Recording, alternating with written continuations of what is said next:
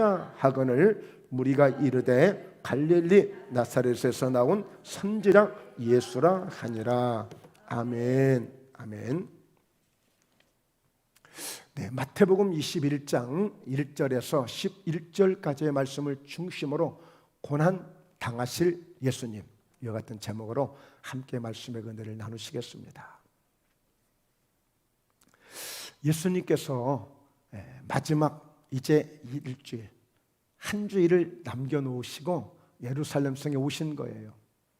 사실 많은 사람들은 전혀 속된 말로 낌새를 채지 못했어요.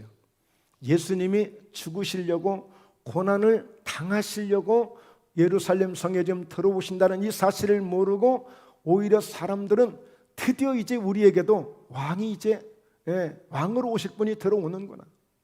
그동안에 나라가 어렵게 되어져서 로마의 그런 핍박을 받고 로마의 영향을 받으면서 제도권 아래에 있으면서 진정한 자유도 박탈당하고 온전한 자유를 누리지 못하는 그들이 이제는 우리의 자발적으로 우리 자력으로도 정말 예수 같은 훌륭한 왕이 세워진다면 이제 우리 이스라엘도 더 이상의 로마의 간섭도 받지 않고 우리 힘으로 스스로 우리가 이제 자력할 수 있으니 정말 이제는 잘 될 모양이다. 정말 좋은 일이 있을 모양이다. 그러니까 기대하고 그들이 예수님이 오는 것을 너무너무 크게 환영을 한 거예요. 한마디로. 물론 예수님은 차근차근 그 선지자들의 말씀대로 하나님의 약속대로 예언대로 그는 나귀를 타시고 겸손하여서 이렇게 나귀 새끼를 타고 들어오십니다만, 그러나 많은 사람들은 환호를 지르지만 소리를 지르면서 감동을 받고 충격을 받지만 진정 예수님이 왜 들어오시는지 정확한 것을 모르는 거예요. 여러분, 우리가 예수 믿으면서요, 예수님의 그 뜻을 제대로만 깨달아도 그 사람 정말 예수 믿고 성공한 거예요. 오늘 예수님도 마지막 그 감람산에서 기도하시면서 겟세마네 동산에서 기도하시면서 그러시잖아요. 아버지의 내 원대로 마옵시고 아버지의 원대로 되기를 원합니다. 결국에 그렇게 되어져야 돼요. 그렇게. 지금 예수님이 왜 들어오신지를 아는 사람은 이 사람은 정말 예수님을 잘 믿는 사람이고 예수님에 대한 은혜를, 깊은 은혜를 깨달은 사람이에요. 그러나 거의가 99% 아니 100%라고 해도 과언이 아니에요. 심지어는 제자들까지도 지금 예수님이 예루살렘 성에 좀 들어오시는 것을 깊은 그 진정한 의미를 잘 모르는 거예요. 그러니까 지금 우리는 설명하기를, 표현하기를 고난 당하신 예수님이라고 우리는 지금 현재 모습에서 말할 수 있어요. 그러나 지금 예수님이 예루살렘 성에 들어오시는 그 예수님은 앞으로 고난을 당하실 거예요. 며칠 후에, 일주일도 채 되지 않아서 며칠 후에 이제 고난을 당하실 거예요. 그러니까 그 예수님에 대해서 오늘 알아보는 거예요. 우리는 이제 예수님에 대한 은혜도 알고 어느 정도 믿음도 가졌고 설교도 많이 들었고 성경도 알고 있고, 그래서 이제 우리는 고난 당하신 예수님으로 우리는 하나님을 찬양하고 예배하고 있잖아요. 그러나 아무 영문도 모르고 그저 그냥 왕으로 오실 그 예수님이라고 해서 막 좋아만 하고 막 기뻐만 하고 찬송만 부르고 어떤 그 모습에서 고난 당하실 예수님으로 한번 돌아가 보자는 거예요. 자, 여러분, 우리에게 만약에 우리도 예수님처럼 우리 생애가 일주일밖에 시간이 없다고 생각하면 어쩌겠어요? 정말 자녀들에게나 가족들에게나 지인들에게 나 이제 앞으로 일주일밖에 살 수가 없어. 그러면 그 시간을 어떻게 보내겠어요? 가장 나름대로 중요하다고 여기는 꼭 이것만큼은 내가 다시 한번 돌아봐야 되겠다는 것을 어떤 추억을 다시 더듬는다든지 꼭 필요한 사람을 만난다든지 아마 가장 중요한 일을 하지 않겠어요? 예수님께서도 마찬가지예요. 앞으로 이제 채 일주일밖에 남지 않은 그 시간 동안에 예수님이 어떻게 하시겠어요? 그러니까 이 한 주간을 우리는 고난주간이라고 표현하는 거예요. 예수님이 이제 이번 주에 금요일 날, 그래서 그날을 성금요일이라고 표현하고, 오늘은 왜 종려주일이라고 표현하느냐? 예수님이 예루살렘 성에 들어오실 때에 바로 승리의 상징이고 기쁨의 상징인 그 종려나무 큰 가지를 막 흔들어 대는 거예요. 그러면서 그 종려나무 가지를 예수님이 오시는 길에 쫙 펴서 깔아드리는 거야. 오늘 승리를 가지고 오시는 분, 호산나 다윗의 자손이로다. 오늘 여호와는 나의 구원이 되신다. 오늘 그 승리의 그 예수님이 오시는 것을 맞이하기 위해서 종려나무 가지를 흔들어서 주님을 맞이했다고 해서 오늘 종려주일이라고 그렇게 표현을 하기도 해요. 자, 오늘 우리는 이 한 주간을 통해서 그 고난주일이라고 하는 그 시간 속에 예수님의 발자취를 돌아보는 시간이에요. 그래서 그 어느 때보다도 우리가 참 뜻있는 이 한 주간이 되지 않을까 이렇게 싶어지거든요. 왜? 결국에 그 주님의 고난을 통해서 무엇이 주어지느냐? 그 고난의 최고적인 대표는 십자가인데 그 십자가를 통해서 예수님은 결국에 죽으셨고 죽으신 예수님은 부활이라는 영광스러운 그 역사를 우리에게 나타내 주신 거예요. 그러니까 그 부활은 죽음을 통해서만 올 수 있습니다. 부활은 그 죽음이라는 고난을 통해서만 올 수 있는 게 부활이에요. 그래서 오늘 우리는 이 죽음을 두려워하잖아요. 죽음을 무서워하잖아요. 그러나 예수 믿는 사람에게는 이 죽음이 결코 무섭지 않다는 것을 믿음으로 가질 수 있어야 돼요. 왜? 예수 믿고 죽는 사람들은 그 죽음이 헛된 죽음이 아니라 그 죽음을 통해서 부활이 준비되어 있으니까 그 신앙의 단계까지 갈 수 있어야 돼요. 그 신앙의 단계까지. 자, 그렇다면 오늘 우리는 이제 이 고난 당하실 예수님께서는 자, 어떤 예수님으로 오셨는가를 우리가 함께 보도록 합니다. 네.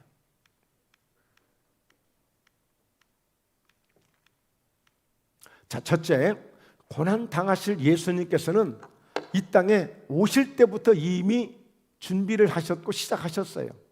그걸 어떻게 알 수 있을까요? 목사님이 그냥 말을 만들어냈나 보다. 아니에요.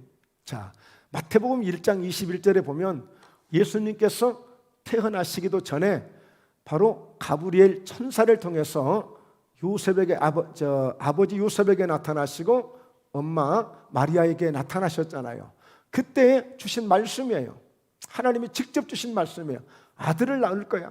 아들을 낳을 거야. 그러면 그 이름을 예수라 하라. 그러면 예수라고 하는 그 이름의 뜻은 무엇이냐? 이는 그가 자기 백성을 그들의 죄에서 구원할 자이심이라 하니라. 여러분, 우리 전도해 보셨잖아요. 지금까지 나름대로 우리도 내 믿음을 지키고 산다고 애써봤잖아요. 여러분, 한 영혼을, 한 생명을 그 절망적인, 그 멸망당한, 그 지옥 갈 수밖에 없는 그 상황에서 한 영혼을 구원시킨다는 것은 이것은 보통 일이 아니잖아요. 그러나 우리 예수님은 자기 백성들 가운데 저들을 다 구원할 자야. 저들을 다 끌어낼 자야. 그러기 위해서 얼마나 많은 고난을 당해야 되는지 몰라요. 우리는 나 한 사람 예수 믿게도 지금은 그렇게 그런 간증하시는 분들 별로 없더라고요. 그러나 30년, 40년, 50년, 60년 우리나라에 이제 복음이 들어온 지 얼마 되지 않고 아직 지금 인식도, 사회적인 인식도 예수쟁이들 밥맛 없어, 재수 없어. 그럴 때는 정말 예수 믿는다는 것이 너무너무 힘들기 때문에 어떤 자매들은 머리를 깎이는 일을 당하지 않나, 그냥 갔다 그냥 막 바켓으로 갔다 물을 교회 간다고 물을 붓지를 않나, 옷을 갖다 막 태우지를 않나, 성경책을 갖다 내 던져서 불태우지를 않나, 갖은 핍박을 다 받으면서 구원을 받아요. 여러분, 자기 백성들을 저들의 죄에서 구원할 자, 저 죄 가운데 있는 저들 모든 죄와 싸워 이겨야 되고 죄에서 건져낸다는 것은 이게 보통 고난이 아니에요. 내 생명을 던져놓고 해야 되는 일이에요. 여러분, 전도가 쉬우시던가요? 전도가 막 밥 먹듯이 되던가요? 그냥 너무 자연스럽게 전도하는 게 너무 즐겁던가요? 사실은 그렇게 되어져야 되는데 그렇게 못하고 있잖아요. 여러분, 예수님은 예수라는 이름을 가질 때부터 벌써 고난의 시작이에요. 벌써 고난의 시작이에요. 예수의 삶은 내 자신을 위한 삶이 아니라 자기 백성들 저들을 다 구원할 자의 그런 삶으로 예수님의 그 사명이 예수님의 사명. 예수님에게는 어떤 여유도 없어요. 오로지 자기 백성들을 저 멸망당한 저들을 구원할 자로만 예수가 시작이 된 거예요. 그러니 예수님은 이미 태어나시면서부터 시작부터 벌써 고난을 가지고 태어나신 분이에요. 요한복음 3장 16절 하나님이 세상을 이처럼 사랑하사 독생자를 주셨으니 이는 그를 믿는 자마다 멸망하지 않고 영생을 얻게 하려 하심이라. 하나님이 이 세상을 사랑하셨대요. 여러분, 사랑할 일이 얼마나 많던가요? 이 세상을 사랑할 만한 일들이 얼마나 많아요. 물론 우리 예수 믿는 사람들, 하나님을 예배하는 사람들을 보면 너무 사랑하는 마음이 너무너무 많으시겠죠. 그러나 세상 돌아가는 상황을 보십시오. 아니, 글쎄 결혼을 했는데 남편 빨리 죽여서 보험금 받으려고 보험을, 생명보험을 4개씩이나 들어놨대. 무서워서 어떻게 살아? 무서워서 어떻게 살아? 우리 집사님도 한 분 과거에 생명보험 들었더니 남편이 얼마나 혼을 내켰는지 못 들었다고 그러더라고요. 여러분, 그런 세상이에요. 여러분, 그건 그냥 하나의 예지만 정말 이 세상 속에 들어가 보면 말도 할 수 없는 일들이, 말하자면 그 분야만 보자면 그래요. 그러나 정말 주와 복음을 위해서, 하나님의 영광을 위해서 선하게 살아가는 아름다운 모습도 많이 있죠. 그러나 여러분, 노아의 시대 때 하나님이 그런 말씀하셨어요. 내가 사람 지으셨음을 한탄했다고 그랬어요. 얼마나 죄악이 관영하다. 그러니까 우리 저쪽 갓바위 쪽에 가다 보면 이밤산이라고 있는데 그 산을 보면 벚꽃이 산을 다 덮어버렸어요. 그러니까 이 노아의 시대 때는 죄가 관영하다라고 하는 얘기는 죄가 온 세상을 덮어버린 거야. 죄라고 하는 것이. 그러니까 그 속에서 살아가는 삶은 그냥 죄 짓고 살아가는 것이 그게 정상이지, 노아처럼 그렇게 돌연변이로 취급해요. 천연 기념물로 생각해요, 노아를. 예? 어떻게 인생이 그렇게밖에 살 수 없느냐고. 그러나 노아는 여호와께 은혜를 입었다고 그랬어요. 하나님이 이 세상을 사랑하시려고 할 때 사랑할 만한 뭔가 없어요, 별로. 다 정말 이 세상을 보면, 지금 이제 보세요. 선거 운동한다고 또 그러죠. 하여튼 어떻게 하든지 그 명예를 잡으려고 어떻게 하든지 투자를 하고, 여기저기 아파트가 들어서고, 여기저기 부동산 투기가 되어지고, 여기저기, 저도 제 친구들이 70명의 친구들이 이 단체 카톡이 있어. 그들이 보내오는 카톡은 뭐예요? 오늘 어디 구경 갔고 어디 구경, 이것밖에 없어요. 그들을 보면서 하나님이 뭘 사랑할 만한 게 뭐가 있어요? 오늘 또 여기저기 수많은 사람들은 세상의 신을 쫓아, 우상을 쫓아 예수 믿는 게 점점점 힘들어지고, 뭐 사랑할 게 있어요? 그 속에 들어와서, 그 세상 속에 들어와서 저들을 멸망하지 않도록, 예수 믿게 해서 멸망하지 않도록 영생을 얻게 하기 위해서 예수님이 친히 십자가를 지시고 이 땅에 오셨단 말이에요. 그러니 그것이 고통이 아니겠습니까? 오늘 여러분 세상 속에 한번 뛰어 들어가 보세요. 한 영혼을 살려보겠다고 예수 믿으면 분명히 멸망하지 않고 영생을 얻는데, 그럼 우리가 세상으로 뛰어 들어가야 되잖아요. 그럼 우리를 받아주냐고요? 아파트에서 그냥 문 활짝활짝 열어주느냐고요? 열어주지 않아요. 그런 세상을 하나님이 사랑하시고 그 아들을 보내신 거예요. 마가복음 10장 45절 인자가 온 것은 섬김을 받으려 함이 아니라 도리어 섬기려 하고 자기 목숨을 많은 사람의 대속물로 주려 함이니라. 그러니까 예수님은 내시당초 오실 때부터 예수 이름을 가진 그 자체부터가 고난이라고 그랬죠. 그렇습니다. 예수님은 조금도 섬김을 받으려고 오신 분이 아니에요. 사실 우리 예수 믿는 사람들에게는 다 이게 기본이죠, 기본. 주의 종도 마찬가지고 우리 성도님도 마찬가지고, 근데 사실 믿음이 약해지고 믿음이 희미해지고 믿음이 연약해지면 어때요? 나 인정 안 해준다고, 나 대접 안 해줬다고, 나를 몰라줬다고 다 섭섭해 하거든요. 예수님은 애시당초 이런 생각을 가져본 적이 없어요. 섬김을 받으려고 오신 분이 아니고 오히려 섬겨주시고, 그리고 그것으로 양이 안 차. 어느 정도까지? 자기의 생명을, 자기의 목숨을 많은 사람의 대속물로 주려 함이라. 여러분, 대속물이 뭔 줄 아세요? 구약시대 때 보세요. 대제사장, 제사장을 통해서 제사를 드림으로 그 사람이 어떤 죄를 졌을지라도 죄를 용서받거든요. 그러기 위해서는 양을 한 마리씩 끌고 옵니다. 아니면 어떤 사람은 염소를 끌고 오기도 합니다. 가난한 사람은 비둘기를 들고 오기도 합니다. 더 가난한 사람은 그냥 보릿가루 좀 가지고 와서 뭔가 죄 용서함을 받으려고 그런 제사를 드립니다.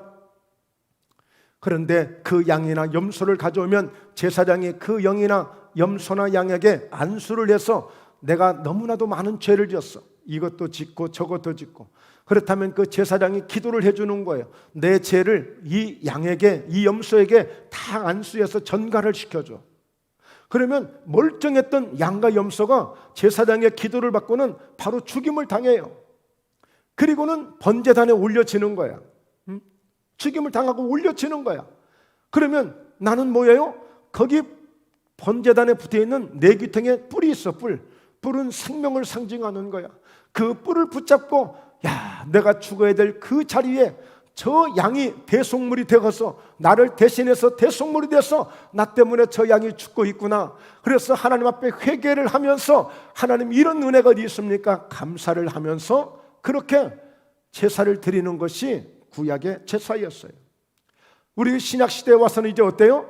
예수님이 바로 대속물이 되셔서 그 십자가는 사실은 우리가 올라가야 되고, 그 십자가는 우리가 져야 되고, 그 십자가는 내가 죽어야 될 내 십자가인 거예요. 그러나 예수님은 바로 이와 같이 대속물이 되셔서 나를 대신해서 한 마리의 양처럼, 한 마리의 소처럼, 한 마리의 염소처럼 예수님이 대신 그런 대속물이 되어 주시겠다는 것입니다. 할렐루야. 이게 은혜죠. 이게 은혜예요. 바로 예수님은 자기 목숨을 많은 사람의 대속물로 주려 함이라. 그러니 여러분, 고난을 넘어서 아예 아주 죽기까지 복종하셨다고 빌립보서 2장에서 말씀했던 것처럼 예수님은 이렇게 오신 겁니다. 요한일서 3장 8절을 보십시오. 죄를 짓는 자는 마귀에게 속하나니 마귀는 처음부터 범죄함이라. 하나님의 아들이 나타나신 것은 마귀의 일을 멸하려 하심이라. 그러니까 여러분, 이 원수 마귀는요, 우는 사자와 같이 삼킬 자를 찾아다니는데, 에베소서 2장 1절을 보면 이미 우리는 허물과 죄로 죽었던 우리였다고 이렇게 표현을 해요. 그러니까 우리는 지금 어제 며칠 전에, 지난달에, 작년에 죄를 지어서 죄인이 아니라 이미 우리는 아담과 하와의 후손으로서 그 조상이 원죄를 우리에게 짐으로 말미암아 우리가 그 원죄를 가지고 우리는 죄악 중에 태어날 수밖에 없는 사람이었어요. 그러니까 예수를 믿지 아니하고는 이 죄 문제를 해결할 수가 없는 거야. 어느 누구도 이 죄 문제를 해결을 할 수가 없는 거예요. 대통령도 못해요, 그룹 회장도 못해요, 판사도 못해요, 박사도 못해요, 선생도 못해요, 의사도 못해요. 아무도 할 수 없는 거예요. 오직 예수의 보혈로만, 예수의 피로만, 십자가의 은혜로만 우리가 그 모든 것을 끊고 이제 새로운 이제 신분을 가지고 하나님의 백성으로 우리가 살아가게 되는데요, 바로 에베소서 2장 1절 이하에 허물과 죄로 죽었던 우리를 살리셨다, 이렇게 성경은 표현하고 있어요.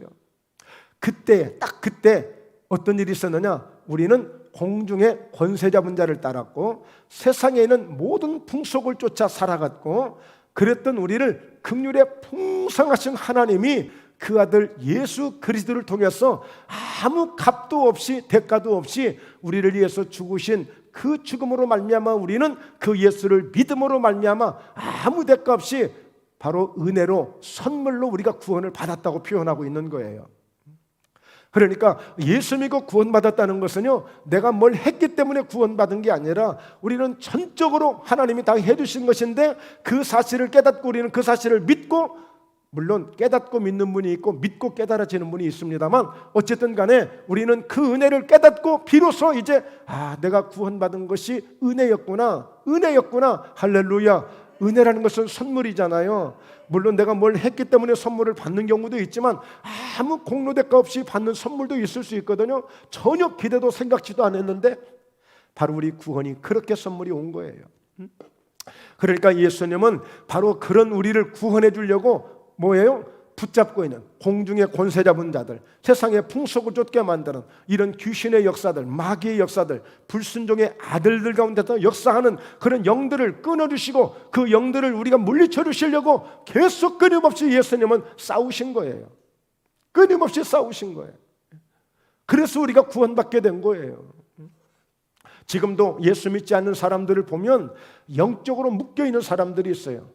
누구라고 표현할 수 없고 누구라고 단정할 수는 없지만 어떤 사람은 뭔가 하여튼 간에 교회가 싫어서 나오지 않든지 예수님이 싫어서 나오지 않든지 이유 없이 까닭 없이 거부하는 사람들 많아요. 그들은 뭐예요? 뭔가 세상 신에 붙들려 있든지 뭔가 마귀의 영향을 받고 있든지 그런 사람들이 많아요.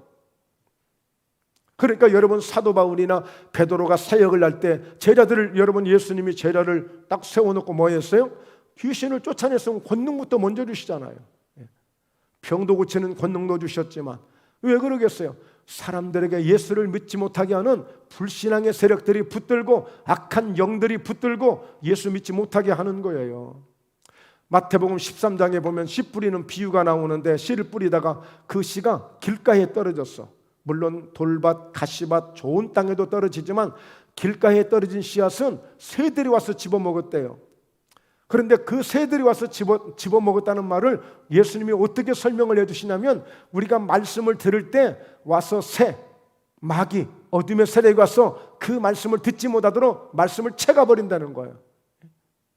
오늘 또 예배를 들으시다가 꾸벅꾸벅 졸고 그러신 분이 한 분도 안 계시지만 꾸벅꾸벅 졸고 그냥 집에 있는 누룽지나 생각하고 저 밭에 있는 저 산에 있는 오늘 벚꽃이나 생각하고 있고 말씀은 하나도 관심 없고 오늘 목사님 보니까 또 설교가 조금만 다른 때보다 10분 길 것 같다. 내 친구 10분 전에 기다린다고 그랬는데 빨리 끝나야 되는데 이런 생각하면 그 뭐예요? 지금 와서 새들이 와서 그 씨를 자꾸 먹어가는 거예요.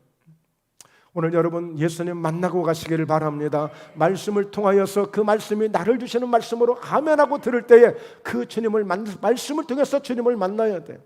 하나님을 경험해야 돼. 그러니까 여러분 끊임없이 예수님은 이렇게 마귀와 싸우기 위해서 이 땅에 오신 거예요.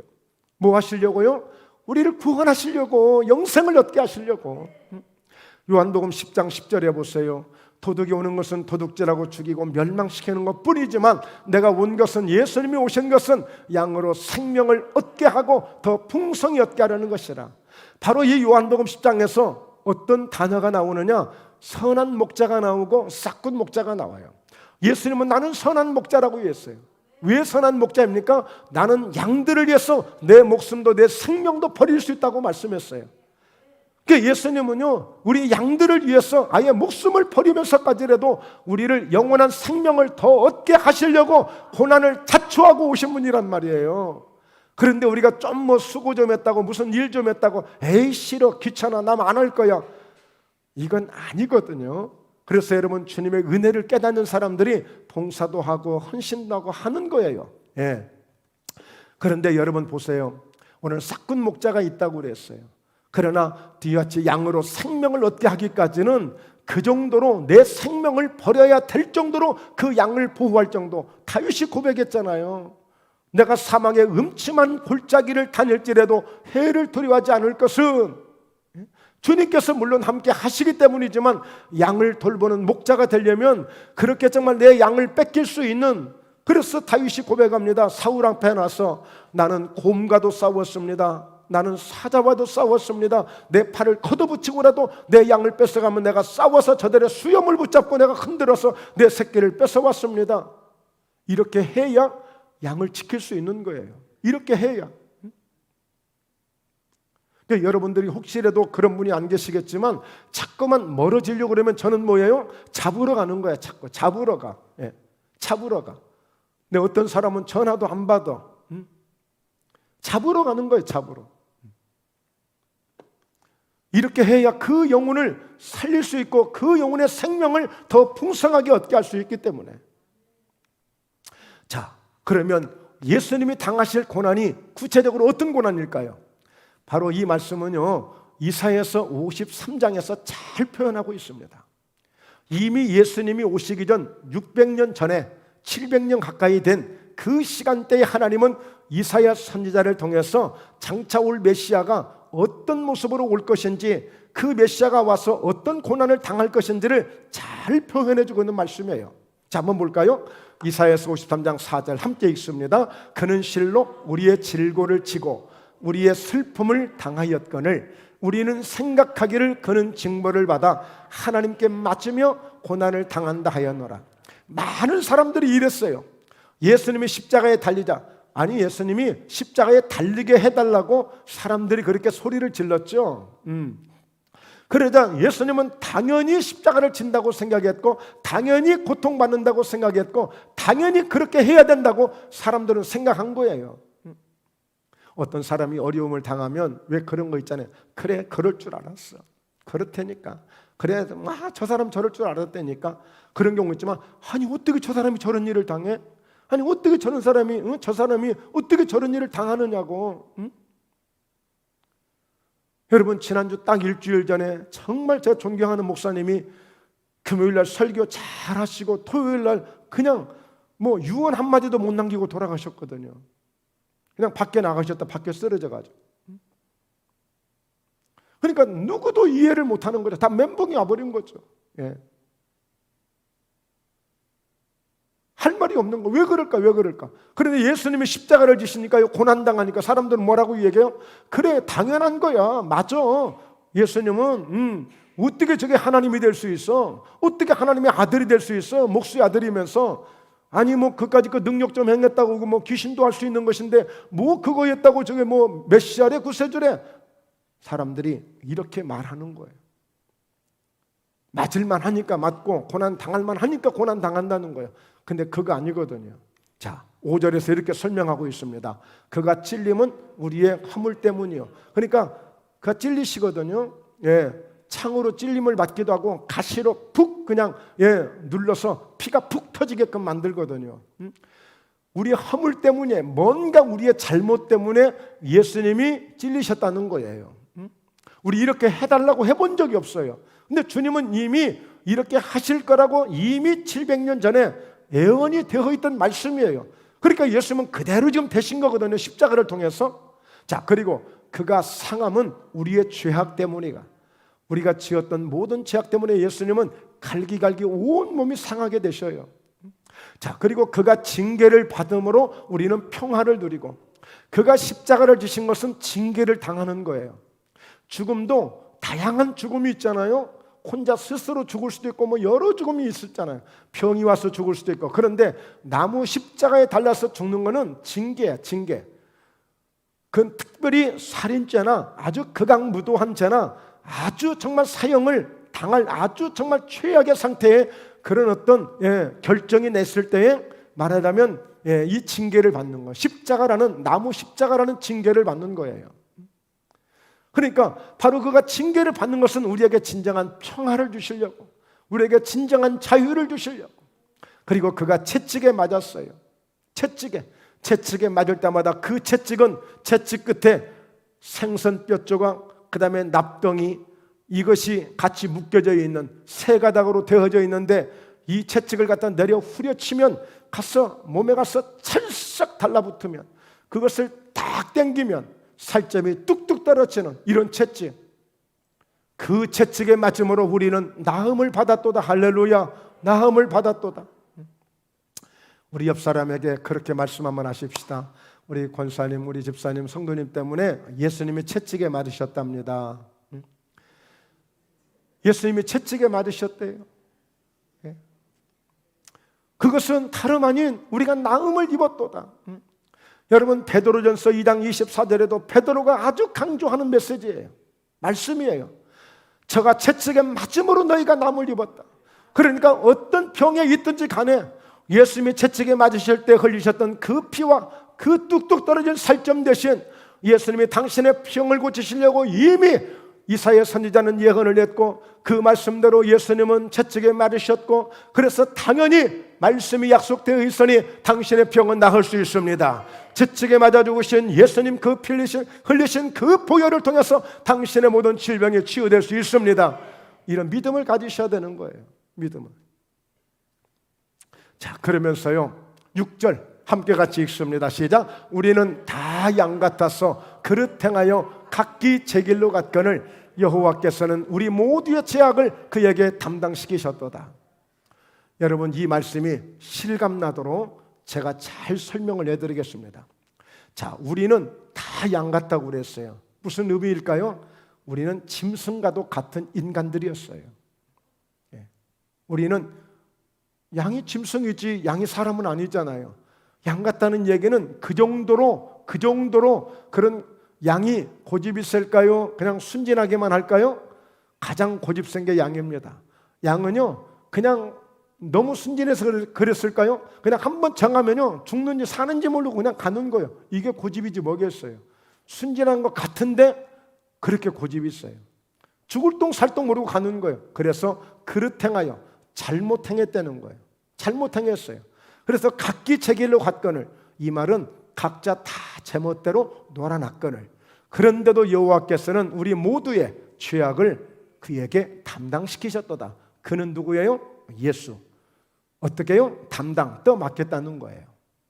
좀 더 실감나게 설명 한번 해드릴까요? 여러분, 제 왼손입니다. 그리고 제 오른손이에요.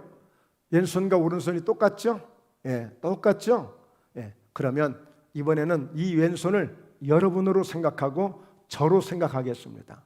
그리고 오른손은 우리 예수님으로 한번 생각해 보겠어요. 자, 오늘 왼손과 오른손이 똑같은 것처럼 예수님도 우리와 똑같은 사람의 모습으로 이 땅에 오셨어요. 그런데 딱 한 가지 다른 게 있어요. 뭐가 다를까요? 예수님은 아무리 앞으로 봐도 뒤로 봐도 위로 봐도 아래로 봐도 죄가 없어요. 예수님에게는 어떤 죄도 없어요. 근데 우리는 뭐가 있어요? 이걸 죄라고 생각하고 우리에게는 큼지막한 죄가 있어요. 죄.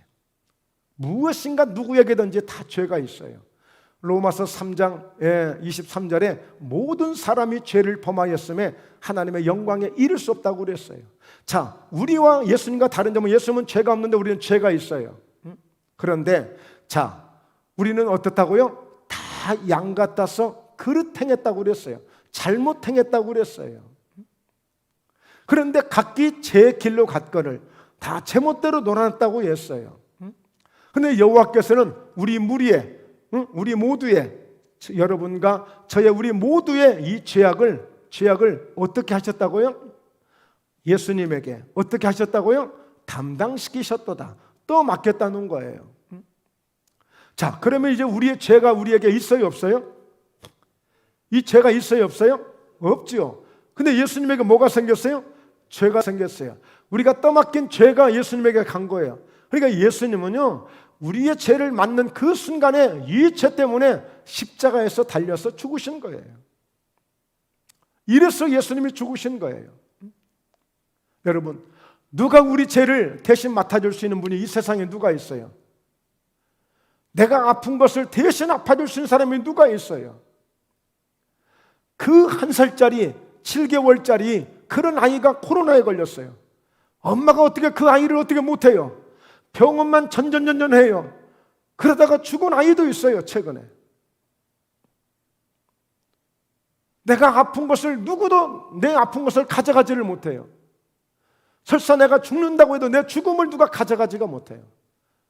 그런데 뭐가 좋다고 예수님이 내 죄를 가져갈 수 있느냐고요. 하나님이 그렇게 해주신 거예요. 하나님이 그렇게 또 맡겨주신 거예요. 누구에게? 예수님께요.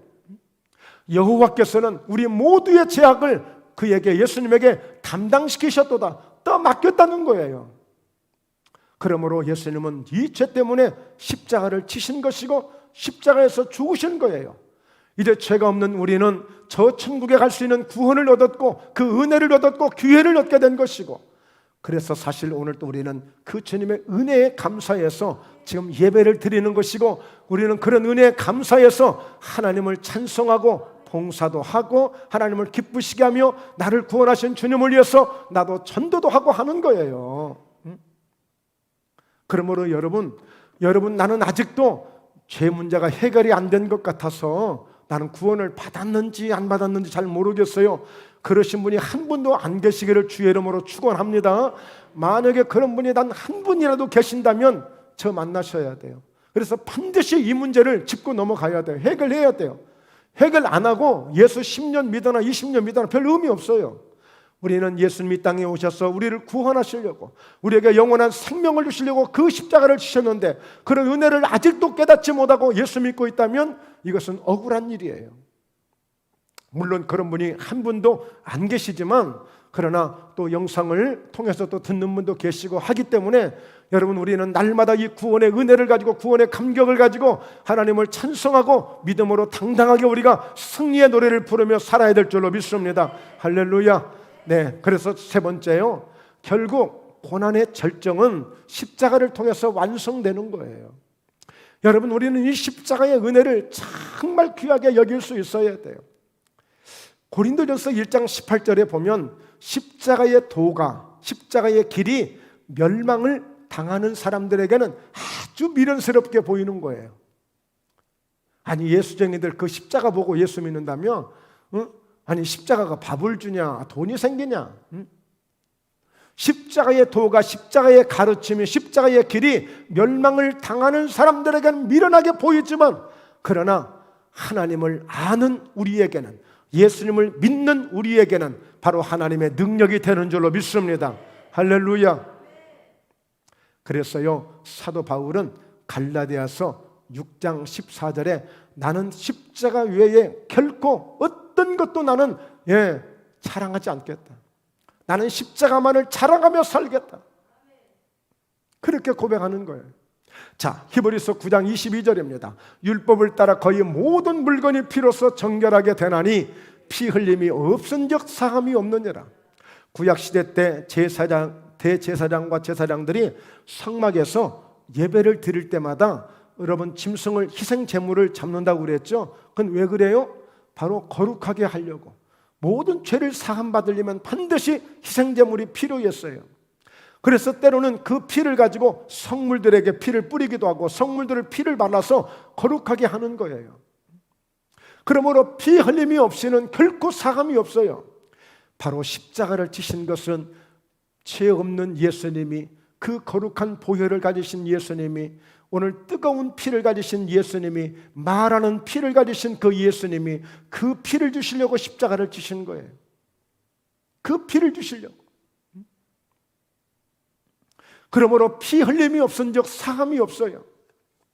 그러니까 예수님이 당하신 그 십자가는 가장 영광스럽고 가장 위대한 그런 고난이 되기도 합니다만, 그 십자가를 통하여 이 고난은 완성되어짐으로 결국에 십자가를 통하여 부활의 영광을 가져오게 되는 거예요.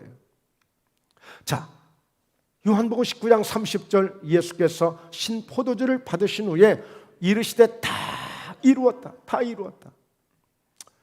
여러분, 십자가상에서 딱 7마디를 하셔요.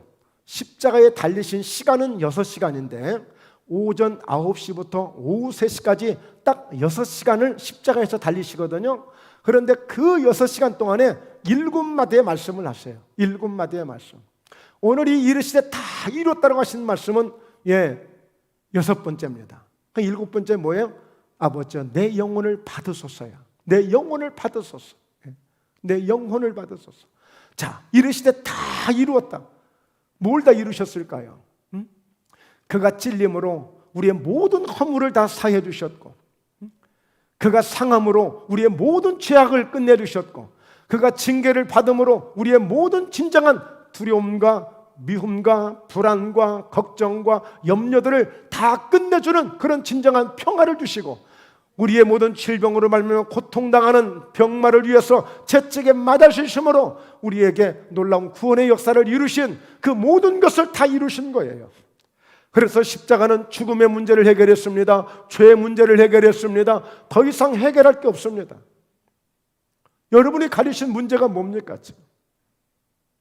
그 문제 이미 다 해결하셨어요. 다 이미 해결했어요. 십자가를 통하여 다 이루었다고 하는 이 한 말씀 속에 모든 게 다 이루어진 거예요.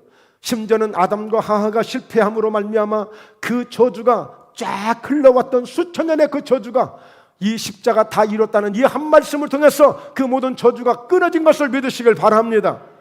그러므로 우리의 일상 삶을 통해서요, 뭔가 자꾸만 멋이 끊어지지 않는, 뭔가 자꾸만 뭐가 다시 일어나고 문제가 생기고 자꾸만 뭐가 생기는 것들, 바로 이것은 예수 이름으로 끊어야 되는 일들이에요. 그건 어렵지 않아요.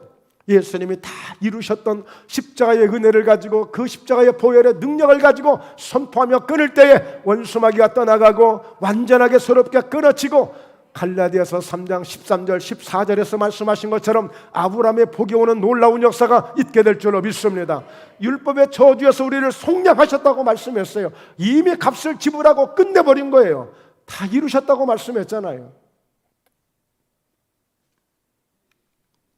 자, 다 이루셨다는 증거로 이 증거가 지금 우리에게 보여지는 거예요. 마태복음 27장 51절에 자, 이때 예수님이 다 이루셨다 하고 내 영혼을 받으소서 하는 그 순간에 이 성전에서는 무슨 일이 벌어졌느냐? 성소 휘장이 저 위로부터 아래까지 찢어져 둘이 되고, 할렐루야. 이 성소의 휘장이 과거에는 끝에서 끝에까지 다, 거의가 옛날 교회들은 다 그렇게 휘장으로 되어 있었어요. 그리고 실제 이 휘장은 성막을 의미하는 거예요. 성막 안에는 바로 이렇게 휘장이 되어 있습니다. 근데 그 휘장은요, 보통 사색의 실로서 사람들이 직접 수작업으로 해서 약 손바닥 두께 정도 되는 그런 휘장입니다. 이렇게 살랑살랑한 이런 휘장이 아니에요.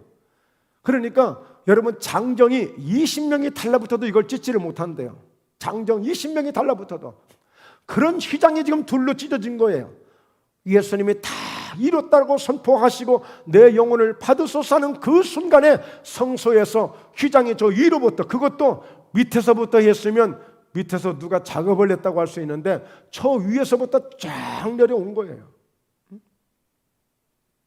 그리고 막 땅이 진동을 했고 바위가 막 터지게 되었고, 그 예수님이 십자가를 지신 그 순간에, 자, 그래서 이때 이 말씀을 어떻게 소개하고 있습니까? 히브리서 10장 19절에 그러므로 형제들아 우리가 예수의 피를 힘입어 성수에 들어갈 탐욕을 얻었나니, 왜요? 휘장이 둘로 갈라졌잖아요. 그때는 대제사장만이 나갈 수 있었어요. 제사장만이 갈 수 있었어요. 그런데 이제는 누구든지 예수님을 믿는 사람들은 그 둘로 갈라진 그 휘장 안에 우리는 하나님 앞에 나와서 개인적으로 여러분도 하나님을 만날 수 있고 성도님도 만날 수 있고 누구든지 하나님을 직접 나와서 만날 수 있는 거예요. 이제 열렸으니까.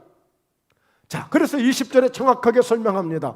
그 길은 우리를 위하여 휘장 가운데로 열어 제껴 놓으신 새로운 살 길이요, 휘장은 곧 그의 육체니라 그랬잖아요. 예수님, 이렇게 해서 예수님은 부활이라는 그런 영광을 맞이하게 되는 거예요.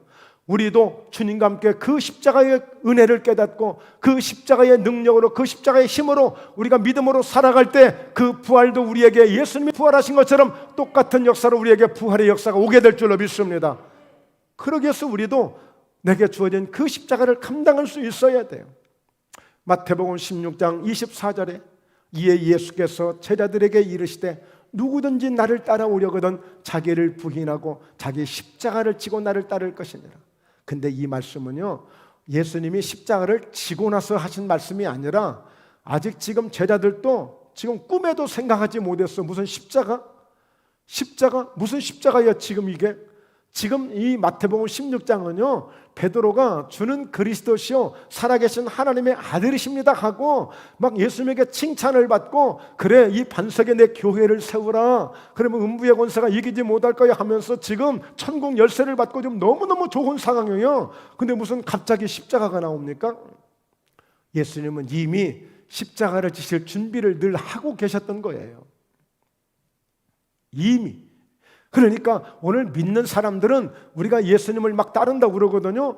베드로가 막 그랬어요. 막 너무너무 좋으니까 예수님에게는 절대 다른 나쁜 일이 올 수가 없습니다. 막 그러니까 예수님이 베드로에게 사탄아 내 뒤로 물러가라 그랬어요.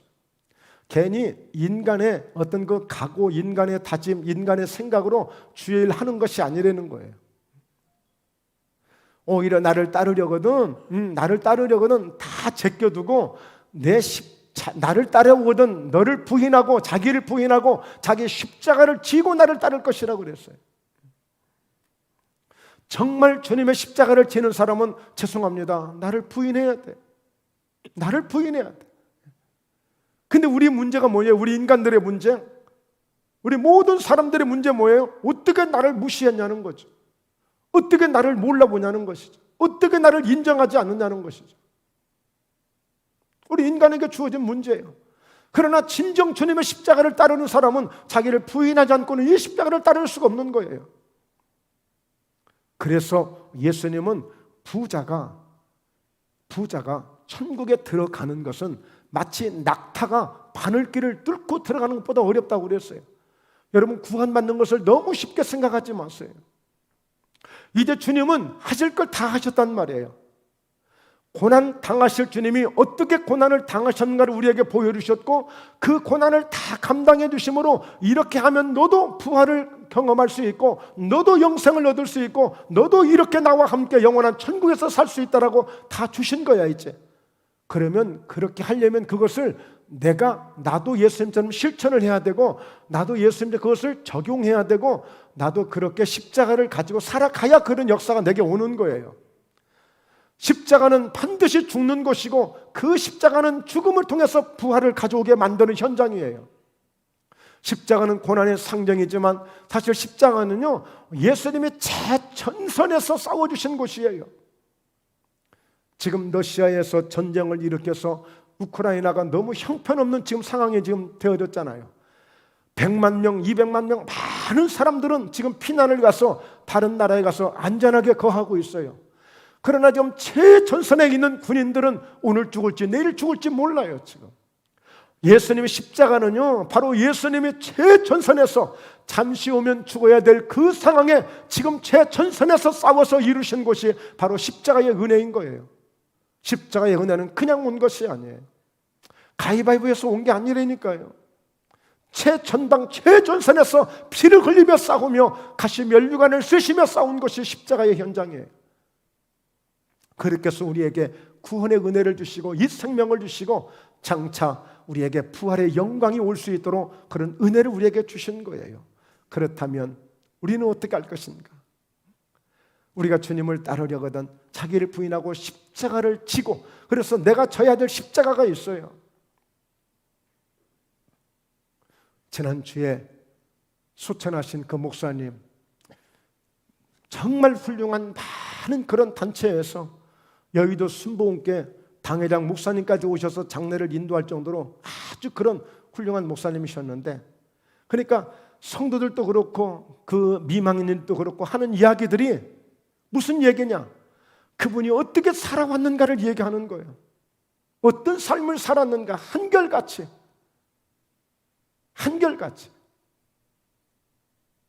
하나에서 열까지 그분의 그 모든 그 삶을 다 얘기하는 거예요. 야, 정말 너무 멋진 광경을 제가 보고 온 거예요. 여러분, 그래서 우리도 마찬가지예요. 나도 뭔가 내가 주님 앞에 설사 그렇게는 우리가 살 수 없지만, 하나님, 나도 주님 주신 십자가를 지고, 나도 교회가 어려울 때 내가 이렇게 했습니다. 나도 어떤 영혼이 저랬을 때 내가 그 영혼을 살리려고 나도 이렇게 한번 했습니다. 나도 어떤 상황에 내가 이런 문제가 있을 때 나도 주님의 십자가를 지고 내가 이것을 인내하며 나도 극복하며 나도 이렇게 한번 멋지게 한번 승리 한번 했습니다 라고 할 수 있는 것. 바로 십자가를 졌다면 이런 간증이 있어야 되는 게 아닌가? 이런 간증이 있어야 되는 게 아닌가? 여러분, 우리는 십자가 밑에서 은혜를 받았고 십자가 밑에서 때로는 십자가에 달게 하라고 막 그렇게 소리를 쳤던 그 중에 한 사람들이었지만, 이제는 우리도 주님의 십자가에 함께 동참할 수 있어야 되겠죠. 그래서 사도 바울은 우리 주 예수 그리스도의 십자가 외에 결코 나는 자랑할 것이 없다. 나도 뭔가 십자가를 지고 나도 이렇게 한번 감당했노라고, 나도 그 십자가를 지고 내가 교회에서 내가 한번 이렇게 했노라고, 어려운 중에 남들이 알아주든 알아주지 아니하든 나도 한번 이렇게 했노라고, 나도 십자가를 짐으로 무엇인가 우리가 이거 하나 정도는 있어야 되지 않겠습니까? 디모데후서 2장 3절, 바울이 자기 아들처럼 여기는 디모데에게 그리스도 예수의 좋은 병사로 나와 함께 고난을 받아라. 여러분, 우리 예수 믿는 사람들이 너무나도 쉽게만 꽃길로 가려고 합니다. 아니에요. 예수 믿는 길은요, 고난의 길입니다. 이 십자가를 지키는 것, 우리 구원을 지키는 것, 이 땅에서 우리가 이 고난을 감당할 수 있어요. 이걸 지킬 수 있어요. 마냥 꽃길만 좋아하다 이 구원을 지킬 수 없습니다. 지킬 수 없어요. 우리는 때로는 이 고난을 두려워하지 말고 고난을 값지게 여기며 주의 십자가를 붙들 때 부활의 영광이 그것을 다 채워주고 부활의 영광이 모든 것을 갚아주는 줄로 믿습니다. 오직 그 영광 하나 때문에 우리는 십자가를 져야 될 이유가 있는 것입니다. 우리 모두 함께 멋진 모습으로 달려가시는 사랑하는 목포의 담교회 온 식구들 되시고 우리 모두의 믿음이 될 수 있기를 주의 이름으로 축원합니다. 기도하시겠어요? 하나님 아버지, 찔리시고 상하시고 징계 받으시고 채찍에 맞으시고 우리의 모든 그릇 행했던 것들을 또 맡길 정도로 예수님이 다 모든 것을 감당해 주시고 짊어지심으로 이제는 우리에게 그것을 주셔서 예수 이름으로 내가 하는 일을 너희가 할 수 있고 내가 한 일보다 더 큰 것도 할 수 있다고 말씀하시며 우리에게 성령을 주시고 부활의 영광을 나타내 주심으로 믿음으로 말미암아 승리하며 살아가도록 역사해 주심을 감사합니다. 사랑하는 목포의 담교회와 사랑하는 성도들, 오늘 이 주님이 주신 십자가의 능력을 가지고 예수 이름으로 영혼이 잘되는 은혜가 있을지어다. 예수 이름으로 범사에 형통하며 축복의 은혜가 있을지어다. 영육간의 강건함의 은혜가 있을지어다. 예수 이름으로 온전히 자유케 되는 은혜가 있을지어다. 주님 영광 홀로 받아 주시옵소서. 예수님의 이름으로 축복하며 기도드립니다. 아멘.